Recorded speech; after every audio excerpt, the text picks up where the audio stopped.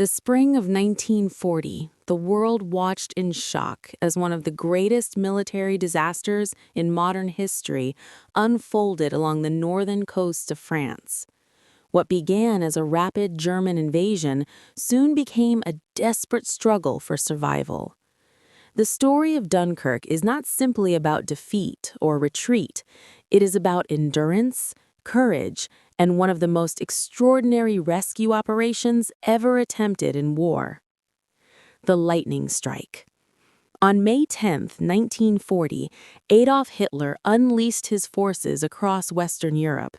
The German army, using a new style of warfare called Blitzkrieg, lightning war, stormed into Belgium, the Netherlands, and France. Fast-moving tanks, supported by aircraft and mechanized infantry, smashed through defenses that had been expected to hold for months. The Allies, primarily British and French forces, had prepared for a repeat of World War I. They believed the Germans would attack through Belgium and would be stopped by strong defensive lines. Instead, German armored divisions pushed through the dense Ardennes forest, a region the Allies thought was nearly impassable for tanks.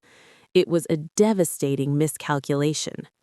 Within days, German panzer divisions raced toward the English Channel, cutting off hundreds of thousands of Allied troops in northern France and Belgium.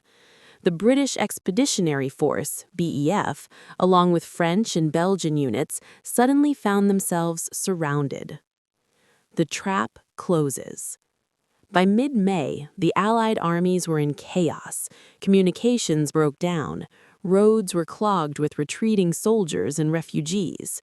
German aircraft from the Luftwaffe bombed columns relentlessly.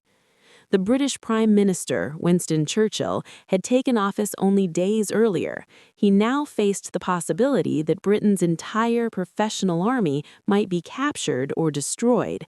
If that happened, the island nation would stand almost defenseless against invasion. The trapped Allied forces retreated toward the French port town of Dunkirk. It was their last hope.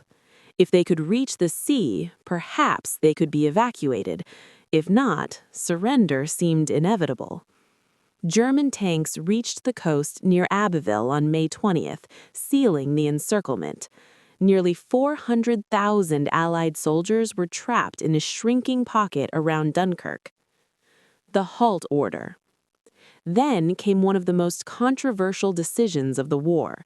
On May 24th, German armored divisions approaching Dunkirk were ordered to halt.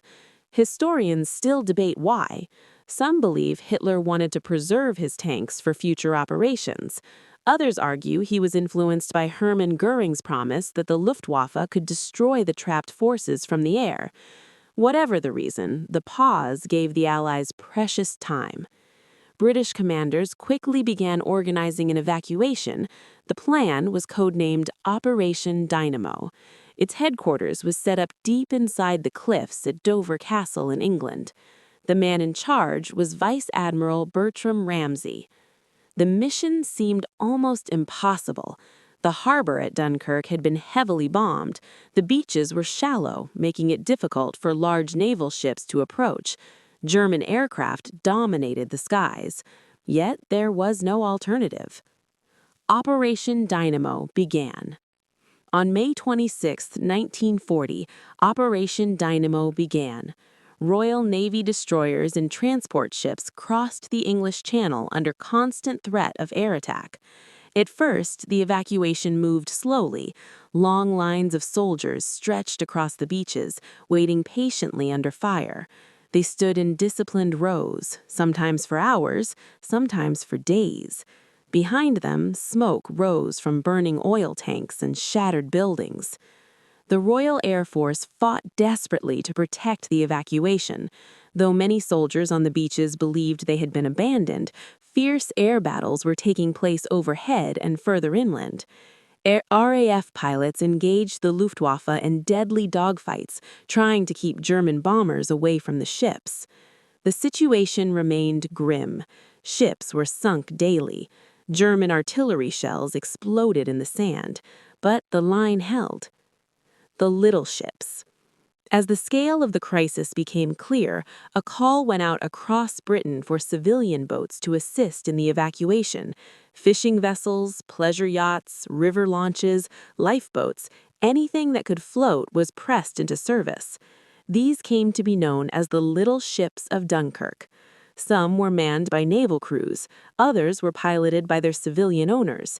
They crossed the channel repeatedly, braving bombs and gunfire. Because they could operate in shallow waters, they were able to ferry soldiers from the beaches to